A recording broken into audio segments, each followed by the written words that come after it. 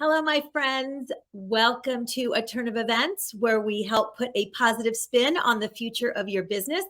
I'm Annette, the CEO and creative director of Naif Productions.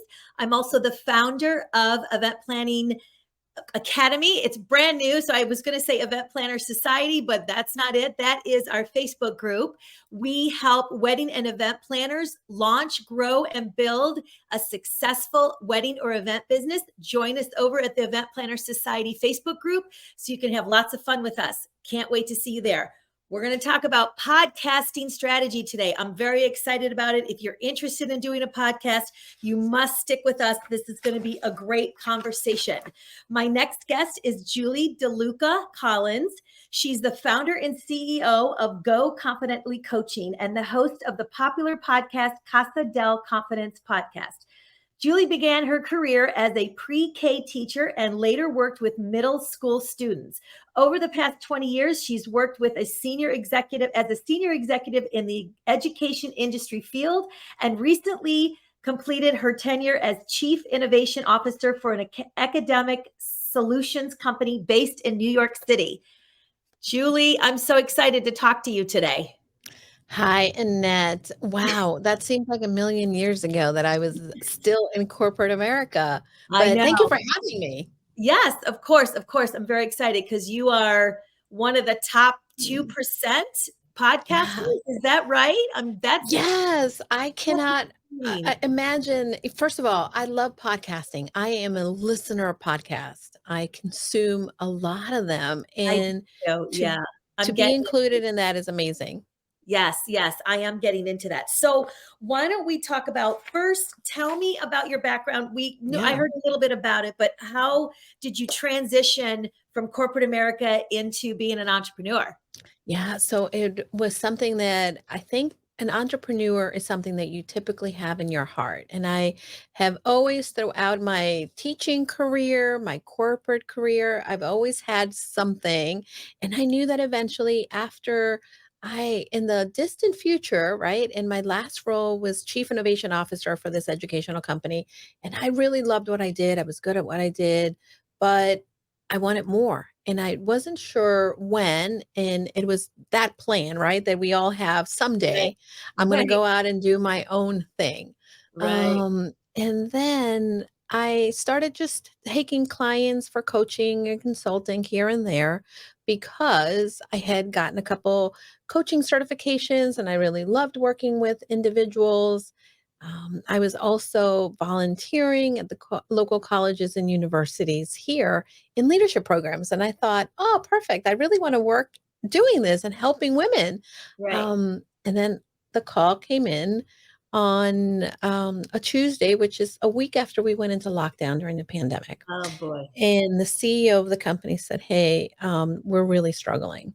And we've offered a separation package to the COO, and I have to offer you a separation package as well. And at that point, I know that I should have been devastated and sad because I love the company. And yes, there was a level of grieving that had to happen, but knew exactly what I was going to do.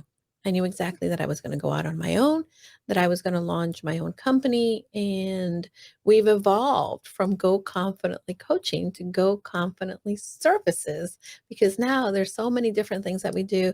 But I love the ability to be able to take a dream and then make it a reality, not only for myself, but now I'm helping others do the same. I know I'm doing the same. So 13 years, Oh, I got congrats. laid off that's when the economy crashed. So that was Mm, another breakdown, meltdown, yeah. whatever you want to call it. And I was thinking of I just graduated college. I went to college late in life and I was thinking of Mhm. doing my own thing. And I had done events for almost 20 years at that point. Amazing. And so I thought, well, I didn't come from an entrepreneurial background family. Mhm. Everyone was working 9 to 5 and making no money, right? The way it was. And so I got laid off. And like you, I was just started setting up the business. So Yeah. 3 months into that, I started getting clients. And I set up the business, and then I started getting clients, and then they laid me off, and I negotiated a year's severance package. Amazing. Yeah. Was like, okay, I'm good at negotiating. So that works into my business as well. Wow. Yeah. So, that goes by really fast, but Mhm. it gave me the time to sort of figure out what I was going to do. And then, of course, podcasting came in later, but we'll talk about that. So Yeah. where did your interest in media begin? Well, again, I think that for me, when I started my career, I started as a teacher, as you mentioned, and it was the safe thing. It was the thing that just came about. And I come from a family of educators, and a lot of people did not necessarily stray from that. But I was always intrigued by media. I was always intrigued by the coverage of, for instance, for me, also, I love to watch commercials, believe it or not, and just kind of like, oh, that's brilliant, that marketing approach. And it's always kind of Yeah. intrigued me. So I started to really figure out that, the reality is that media is also relationships. And when it comes to building a brand, not only do you need media exposure, but ultimately is the relationship that you build with the people who will eventually be your customers. So Right. it's very important. So I started to kind of figure out how I can help individuals kind of be the bridge to those relationships. And again, I just love that. And I think that there's so many avenues right now that allow us to put our message out there. So that's one of the things that I really enjoy out of what I'm doing now. Yeah. Yeah. So do you have advice on how to create your own media platform? The first thing that I'm going to suggest to someone is to really be clear on what your values are. Be clear on what your brand is, because I think that sometimes people are not really clear on these things. And then your messaging becomes very convoluted. You Mhm. also, once you figure out what your values are, what you offer, what your strengths, then look at the marketplace and see who is also your competitor, or who is someone that's doing the similar thing to you. And you don't want to copy it, but you really want to study what their success is and what their failures are, and then start to design something that is unique to you, but Mhm. also is meeting the needs of the marketplace, which is very important. And by the way, I know we're talking about media, but this really applies to a lot of different things. And this is what I want people to pay attention to, Right. that the concepts are the same. You just kind of have to fix them specifically to the area in which you're in. Right. I totally agree. So many people have anxiety around, the stress getting on a Mm. podcast or having a podcast. What advice do you have for that? Be yourself. I think that sometimes I come across a lot of people, and there is a level, right? There is a level of uncertainty, of stress, of maybe lack of confidence because you haven't done it before. We're Right. human. Anytime that we're trying something new, it's gonna be different. It's gonna be challenging. We're gonna be uncertain. But as soon as you continue to do it and practice your podcasting muscle, it's Yeah. gonna be a little better. I Right. think for me, the biggest thing that I see with individuals is that they're trying to emulate somebody else. Like, Mm. I have a lot of podcasters that, they see Joe Rogan, for instance. Oh, look at him. And they think they have to be Joe Rogan. You Right. can't. The Right. same thing for us as women. All of us, there's a lot of really successful podcasters out there, but you don't have to be them. You Right. don't have to be or copy what they're doing. Look at what they're doing, like I said, but definitely say, you know what, that doesn't fit my personality. That doesn't fit the values that I have. And then decide what you're going to do. And then the other thing that makes you confident is having the right support system behind you. Because if you, like for instance, for me, if I had to do the editing, the audio, I don't know if I would feel that confident. I show Mhm. up, I do what I do best, and that's record, talk to people, research what the individuals do, but that's my jam.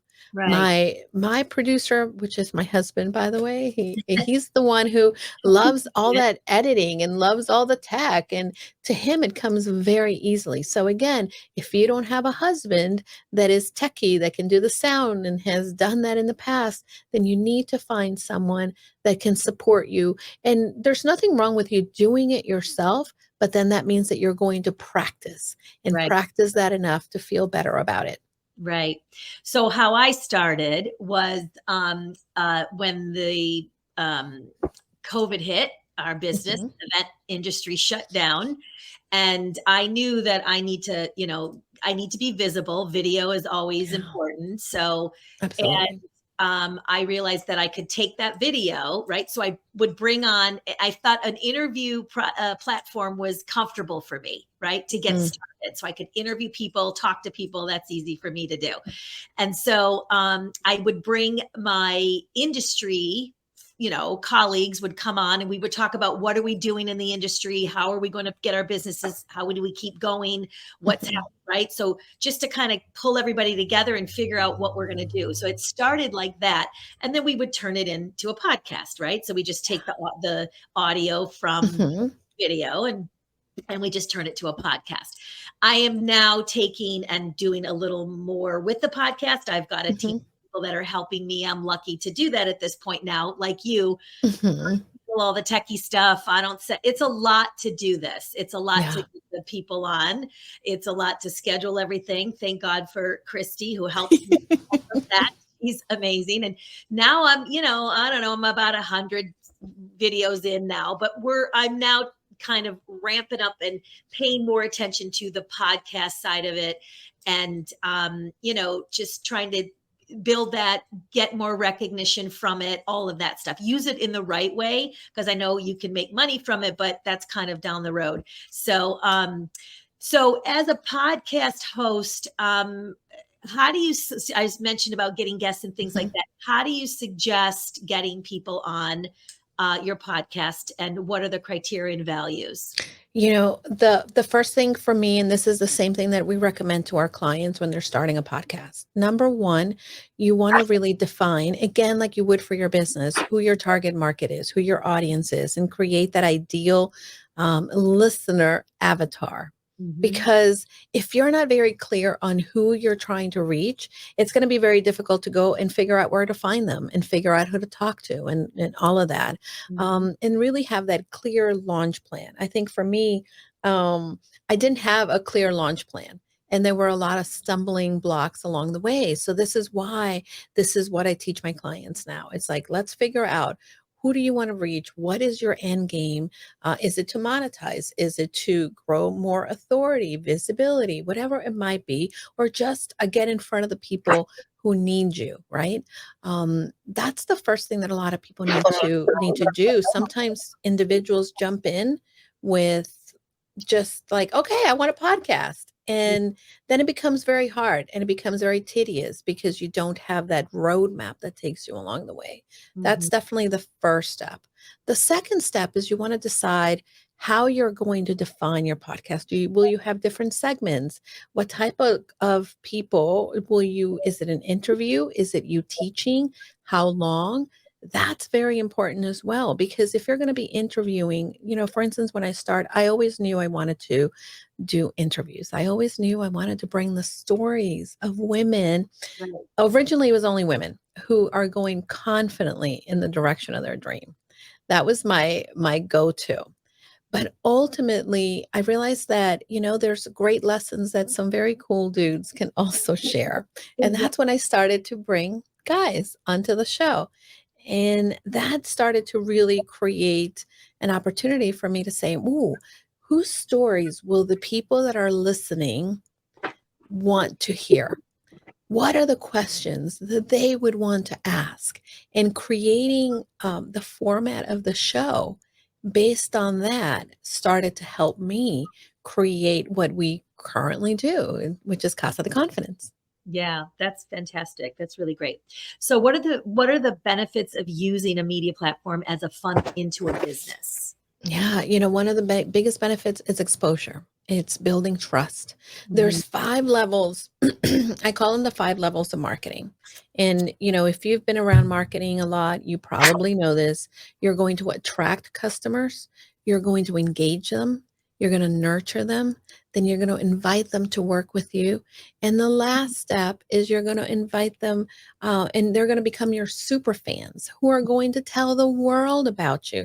So, one of the benefits of having media is that it allows you to meet your potential clients and audience in all of these different stages or places within the customer journey.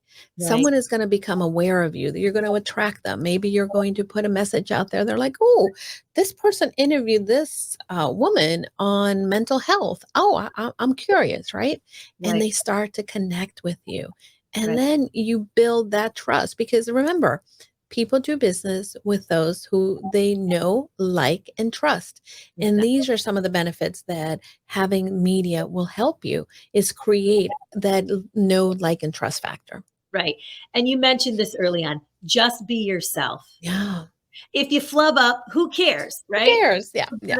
Like when I did the intro, I was like, it's not the Event Planner Society. It's the right. Yes. So I used to get so nervous about that because listen, I'm a planner and everything has to be perfect. So Hmm. tough, right?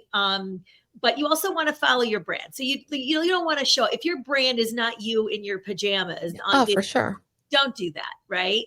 Don't be so casual that it's not who your brand is. So Mm. as much as I have to get dialed up for all of these things, but it is, and I try to book them. We're going to do a bunch of videos this afternoon. So part of my thing is I started doing because I do these interviews, but I don't do videos for myself. I don't do teaching videos, which I need Mhm. to do, which I think is really important. Like Yes. snippets of teaching and all of that because I'm launching my coaching program.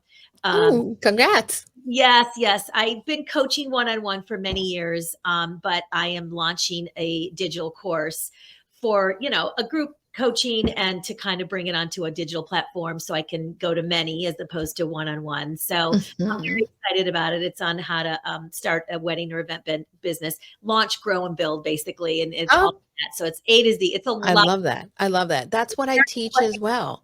By the way, I call it the dream, build, grow, and scale because those are my 4 different, but I love that so much. Yeah, and I love it. When I first started my business, I had no idea how to run the business, right? I knew how to Yep. do events. I didn't know how to price myself. I didn't know how to get clients. I didn't Mhm. know what the contracts look like. How do I talk to the client, right? And Yeah. you don't want to sound like, you know, you don't know Yeah. what you're doing or you're not good at what you Of do. But course. so it was a big, big struggle. I was in tears trying to find someone to coach me, and nobody Mm. in my industry would coach me. I don't know why. I mean, I can't steal their clients. We're in totally different states and all of that. I Right. would go to like the real high end coaches and people or planners, and I would say, I just need to learn. Like, what should my contract? I'll pay you. Like, I was Right. willing to pay them.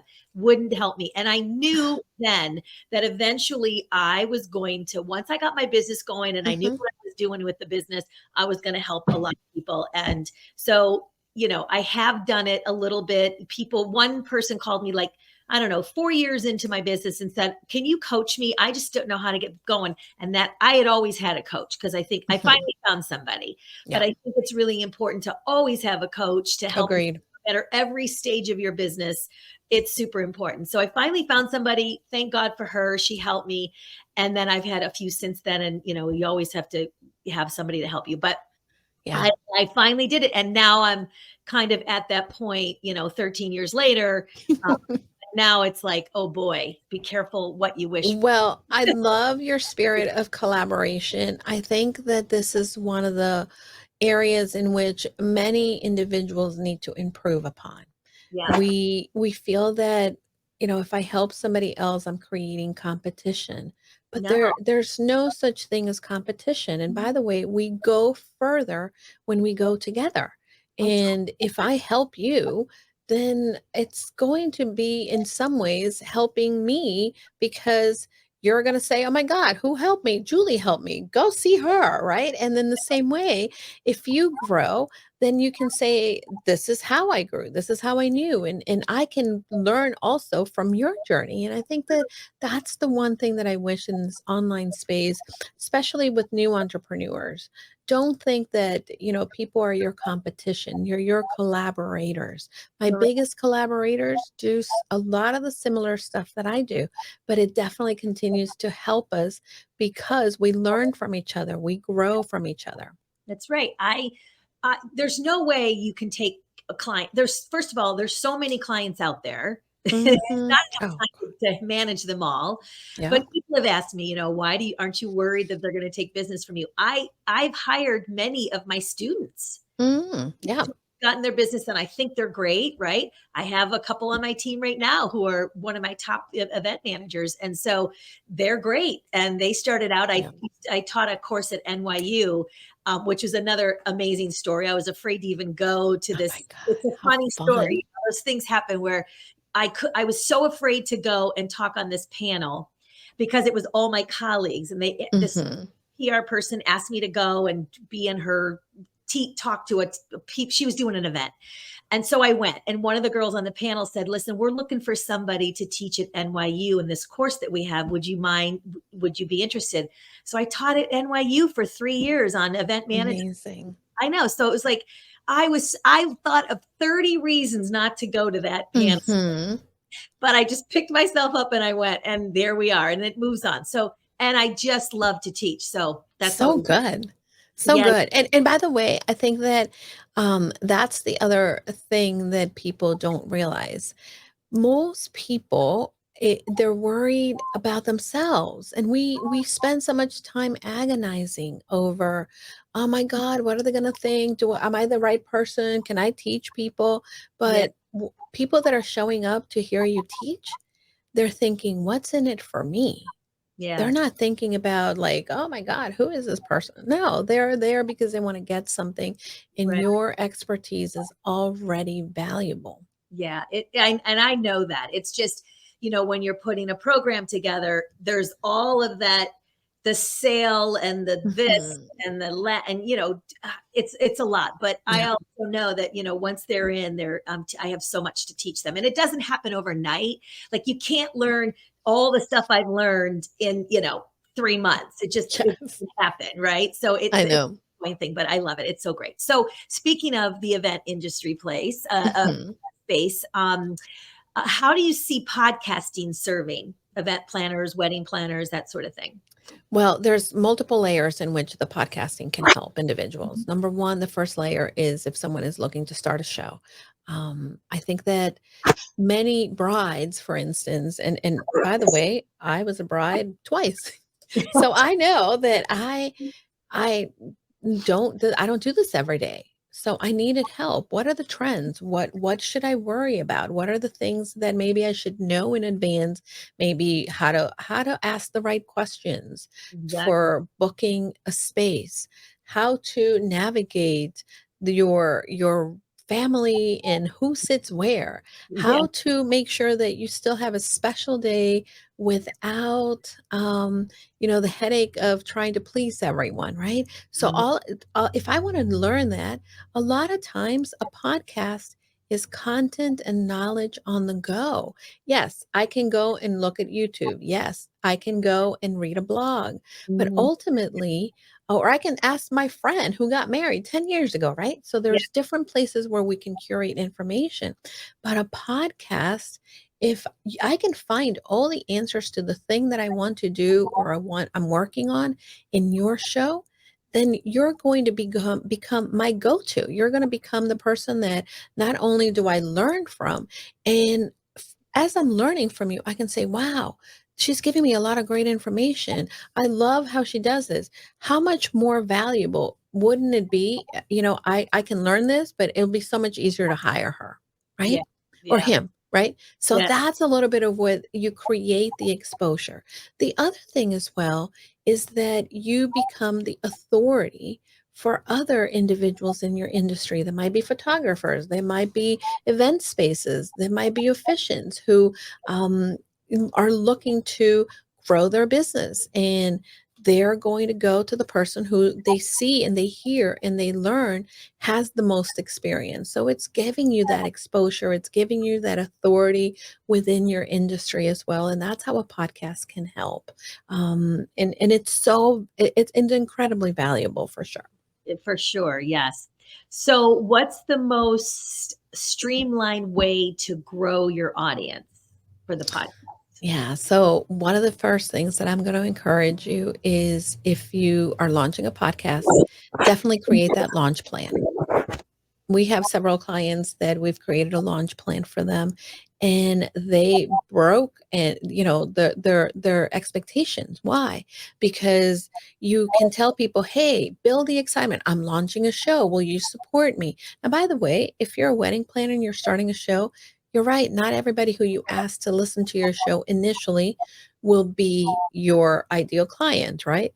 But they're going to listen to support you, and then they're going to share it. Also, when you begin to have people share your stuff, or you have X amount of listeners in the very beginning, the platforms will then start to say, hey, I know you listen to this podcast, but if you like that, you're going to like this. So you're going to start to get a lot more exposure organically, which is important. The Right. other way in which you can grow is as you're getting listeners. This again goes into your launch plan. You want to have clear call to actions for individuals. Hey, thank you for listening to the show. Don't forget to share, leave a review, and subscribe, right? Right. So, because we live busy lives, if you don't remind people to subscribe, they're going to forget to listen the next week when life happens to them. So, for Exactly. that reason, you want to go ahead and make sure that you have these clear call to actions that will help you consistently grow. And then find areas in which your ideal listeners are, and you're telling them about your podcast. You're sharing it. You then go onto other podcasts to share about what you do. Right. Even again, if they're similar in nature to what you do, being in somebody else's show, being in somebody else's live, being in somebody else's social media is what we call leveraging other people's audiences. And that's going to help you continue to grow. Exactly. Exactly. Those are the things that I'm boosting up on my podcast, because we just put it on, and we're not doing all of those extra touches to grow it, get more audience to see us and all of that. So that's really important. All right. So what's the most rewarding part of being a podcast host? That's a really I can go on it all day. I think that the most rewarding thing is the listeners that come back, and I have to say there's times in which I I cry because like I had a young woman and she reached out to me, and by the way, I know her. It's someone who I know from a nonprofit organization, Mhm. and she's phenomenal. And she got a promotion, and she said, thank you. I owe you the promotion because I listened to your show. I'm inspired. I learned so much. And the things that I learned are things that I started to implement in my life. And I do what I do because I'm passionate about helping others. Service is one of my most outstanding values. And sometimes we do it not because we're going to get those conversations to come back to us, but when they actually do come back. My co-host in this show is also my husband, and Mhm. that was just kind of an organic thing that happened. And when people say to me, you know what, I was really struggling when I woke up, and then I heard you guys bantering back and forth, and it was just kind of a fun way to kind of unwind. I knew that I made a difference in somebody else's life, and that's what I'm looking to do. Yeah, that's really awesome. It's really great. I feel the same too. Whenever I get, sometimes you don't think anybody sees you, right? So Yeah. you might not get a lot of people on live, but they see it after, and I get Mhm. emails from them saying, keep going. I love what you're doing. So that always makes me feel good, and Yeah. it's nice to see. So how did you grow your platform to the top 2.5%? Consistency. Consistency. I think that a lot of people think, and yes, I do a lot of podcasting. I guest on several different shows. Also, I tell people about my podcast all the time. Mhm. And ultimately, though, the one thing that really matters is your consistency. A lot of people start podcasts. A lot of people started during the pandemic, but most people are not podcasting anymore. And the reason is because one, they don't plan ahead. There is a saying my dad used to say, and I kind of used to roll my eyes, but now I'm, I guess, older and wiser, and I know he was right, is perfect previous planning prevents problems, right? So, with that, number one is I batch my content. Right now, if I were to be sick for 2 weeks, for a month, I would have enough content to be able to release because I've recorded in advance. So that's number one. A lot of podcasters, I have a client and I'm trying to help her move away from that. Um, she releases on Sunday and we have to have her files by Wednesday afternoon. And Mhm. Wednesday morning, she texted and she said, "Oh my God, I'm doing my recording right now." I'm like, "No, no, no, don't do that." Right. That's a problem because if an interviewee canceled on her, she wouldn't have had a recording. Right. Right.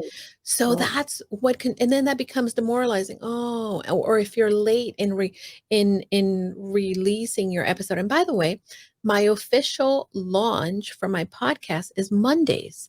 However, we typically launch on Sundays. Oh, really?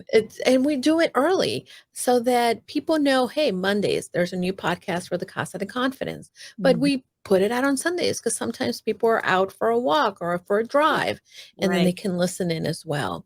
I And also people to asked be my consistent at yeah, the same time, right? So absolutely, yeah, absolutely. right. People expect it. We are habitual humans. Our brain likes to automate. So anytime that you're not consistent and you're not showing up when people expect you to, they'll forget about you because they Yeah. have lives.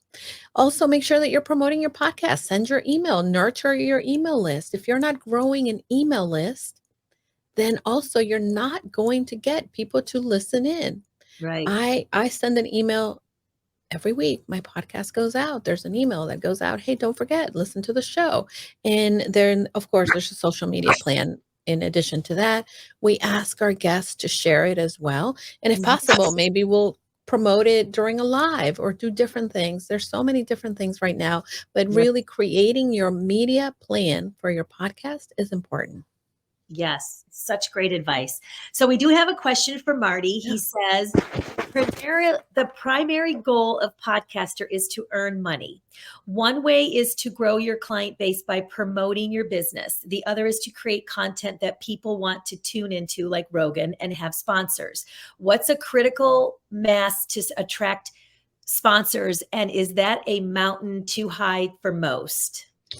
Marty, if you're a podcaster, you know the answer is yes, that is a mountain that's pretty high for most because sponsors are really like especially Joe Rogan level, but let's not even talk Joe Rogan level. Right.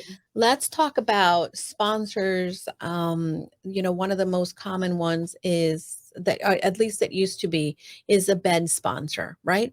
And go get your blue mattress, blah blah blah, right? Right. There's a lot of people who are looking to advertise, but they are also looking that you have the listeners. And for the Mhm. most part, at 20, 100, 500 listeners, you're not going to meet the criteria of the CPMs, the cost per, listen. Right. So those are not great ways. Now there are other ways in which you can monetize the podcast. I'm going to give you an example. There are individuals who will approach other people who they share an ideal audience with, right? Mhm. And then you can go in and negotiate and say, hey, I know that you are a wedding planner, and I have a lot of women in their 20s to 30s who are your ideal clients who are looking for wedding planners. Would you like to advertise on my podcast? And then that's a way in which we can do it. And then we create a system in which your call to actions are tied to a place where you can measure how many people are coming in from the podcast, and you can see if that's actually giving you a bang for your buck. Another way in which you can advertise as well is you can approach businesses. I have a podcast that we work with that is very niche and very local to an area in Northern California. And basically, she gets more than what an advertiser on some of the other advertising platforms would pay her. Mhm. They pay her almost $2,000 to put their content on her show because she talks about the local happenings within her community. So people know that this is where local community members are going to go. So if I'm a realtor, or I am the dentist, and she's had several different brick and mortar Mhm. buildings, Mhm. businesses advertise with her. Mhm. So, and she consistently has to put people on hold for advertising, and she That's sells great. her advertising. So that's another way in which it can happen. So Yeah. think outside of the box. But the other place in which you can make your money is advertise for yourself. If you have a business, and I do this a lot, I'm running a summit right now. And guess where I'm promoting it? I'm promoting it in my podcast. And Exactly. then people then go, hey, don't forget to sign up for the summit. Here's the website. I have Right. another client that runs master classes or gets the call to action for people to then sign up. And her ideal clients become her customers. And Right. that's the way that you can monetize a podcast. Right. Another good thing is that you can reach out to, so I've had a printing company that I use a lot, and Hmm. they're like, we want to be a sponsor. And so Yeah. they'll pay me some money to talk about. That's the thing that I'm also changing, is putting some sponsorship in, and the call to action, which is really important. So, even if it's just $500, listen, it's an extra $500 I didn't have. It covers your production. Covers my team. Exactly. So those are things. Reach out to all your vendors that you work Hmm. with and see if any, like your AV companies, all of those, they have money. So they might be able to do that, which is giving me some ideas myself. So Yeah. I think it's great. So such great advice. Okay. So Jacqueline has a question, and her question is there a recommended time frame for sharing your episodes? Once a week, every other 2 weeks, or once every 2 weeks, etc.? Or is it based on the goals the host has?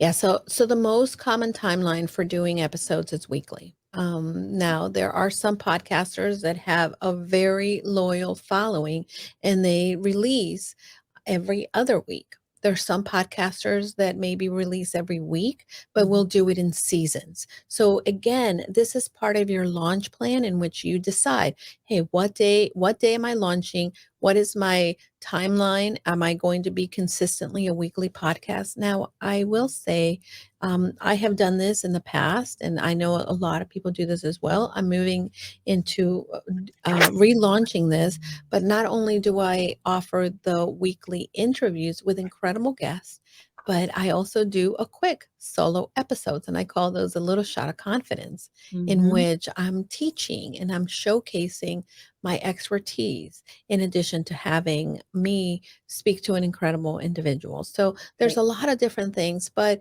share your episodes in a consistent manner. Decide what is doable for you. If you're a mom, if you have a full-time job and podcasting is maybe your hobby, then it's not realistic to say you're going to produce, especially if you're doing the editing yourself, right? Right. And you're doing the promotion, you're doing everything. So maybe every other week would be something that is valuable. Or you can release, and this is something that I just want to back up. When you release your first episode and you launch your show, please make sure that you have more than one episode. Batch and record 2, 3, 4 episodes and release them. Why? Because if people discover you and you only have one episode, right? And Mhm. then you're not going to release for another 2 weeks, then they're going to forget about you. So Right. please make sure that you batch your episodes, but Right. and then stay consistent to whatever schedule you have. Right. Yeah. We try to do the same thing. Thursdays as our time. Yeah. So if someone's just starting, what advice do you have if they're just starting, and what advice for the first few episodes? Like, when you just mentioned about, batching and doing a Mhm. few, I started, nobody was working. So it was easy. I could get everybody on. I actually was doing it a few times a week, I think, at the time. And I was Mhm. like, this is too much, obviously, when work started up and we were doing virtual events, because we started working right away, luckily, with virtual events. But so just advice on getting started, doing the first couple episodes. What do you have for everybody? So when you get started, again, create a show format. What kind of intro are you going to have? And this is not just your introduction, like whatever voiceover or music or whatnot, but what is your first segment? So for instance, for me, my first segment is typically that little banter with my hashtag handsome hot husband. We talk, we have a little conversation, we go back and forth. He typically will ask, what am I drinking? Even though he's sitting right here. Yeah. And I will tell him I'm drinking my iced coffee, or, there's times in which maybe it's late afternoon and maybe we're having a little wine, right? Yeah. Right. So keep it interesting, keep people engaged, have that first segment, then move into the body of your podcast, whatever that may be, your interview or your teaching segment or whatnot. And then at the end, make sure that you wrap up and you have a call to action, not only for wherever you're sending people to, but remember, subscribe, share, and make sure that you leave a review for this episode. So those, in addition to your call to action, is going to be very important. But as you're launching as well, what is your plan for behind the scenes? What is your plan for writing your show notes? What is your plan for writing the social media marketing collateral? All of that stuff is going to be very important, and you should plan ahead of time how and when you're going to do that, so Right. that you can be confident in what you're doing, how you're going to acquire guests, how are they going to register. When I first started, I used to just send a text to, people who I thought would be awesome and I'd love to have on my show. Hey, do Right. you want to be on my podcast? Great. And then Right. as I Right. started to release the show, I'm like, oh, wait, I need their social media links. Well, wait, where do I get their bio, their headshot? So then I started to create a form so that it's a That's the lead. standard form that Yeah. people have. Right. Recording. I hold specific days for recordings. I don't record every day, because it's not going to happen. It's going to be very overwhelming. So I record on certain days, and these are the times, and people make it work. Right. Yeah. When we first started, we would just kind of, I went live and it got him on. And we started talking about whatever. And then, then it turns into, now we have like a whole list. Christy's been with me a long time doing this, so she knows how to do it all by heart. But if someone, when we created this whole checklist of this are the things you got to do, and it is a lot of Right. work. But at the end of the day, once you get it going, it's like second nature, like anything, Oh, right? absolutely, absolutely. And by the way, Yeah, Annette, if anybody, we have a checklist. So if we anybody do. wants the checklist, I'm happy to share it. It's something that, my husband created because people would come as like, how do I do this? And he Yeah. would sit on the phone and tell people, and I'm like, can you just create a checklist? And if people still have questions after the checklist, feel free to talk to That's them. But great. really, it's How do we get the checklist? yeah. So the best way to do it is you can go to my website and go to goconfidentlycoaching.com/quick links, and you can get the checklist there. Awesome. Awesome. Christy will put that in the chat. Okay. Last question. It's is probably, talking about confidence and imposter syndrome. Mm. People are going to have that. What's some motivation for people not to, go down that road? Because we all do, I'm sure. Yeah. Comparison is the thief of joy. That's the first thing. And you're going to find that for every time that you are comparing yourself to your left, to your right, for who is doing what, you're going to hold yourself. You're going to be stuck. So Mhm. imposter syndrome is, again, something that I want to normalize. We're all going to feel that because we're human. It's a human experience to think, I'm not good enough. I'm not sure. What about this? Acknowledge that you're thinking that and say, oh, I'm telling myself I'm not good at that. And remind yourself, I'm a beginner. I am working on launching a podcast. I'm a baby podcaster Right. and I'm learning the process. And as you continue to normalize that this is a learning experience and you're slowly building up to the next step, then you're going to feel more confident. Confidence is not something that we immediately have. And this is a misconception. Confidence comes from actually doing the thing that you're afraid of or that you're uncertain about. The more, and by the way, you may not even be motivated to do it, but you are going to continue to build evidence that you're capable the more that you show up and you do it. Right. Acknowledge that it's going to be hard, acknowledge that it's going to be different, acknowledge that you're a baby podcaster, that you're learning. And by the way, if something goes wrong, say, "Oh my gosh, now I know better for later," right? Right, That's right. what we do. But don't get yourself slowed down by what's happening next in the lanes next to you. They'll keep you slow. Totally agree. Totally agree. And before you know it, I know when I was a nervous wreck when I first started doing these interviews, and now I look forward to it. And, you just kind of get Yeah. in a rhythm, and it's second nature, just like anything. And it's always good to get over your fears of things. I think, it just takes you Mm, to another level in your business. So 100%. yes, thank you so much. This has been so Oh.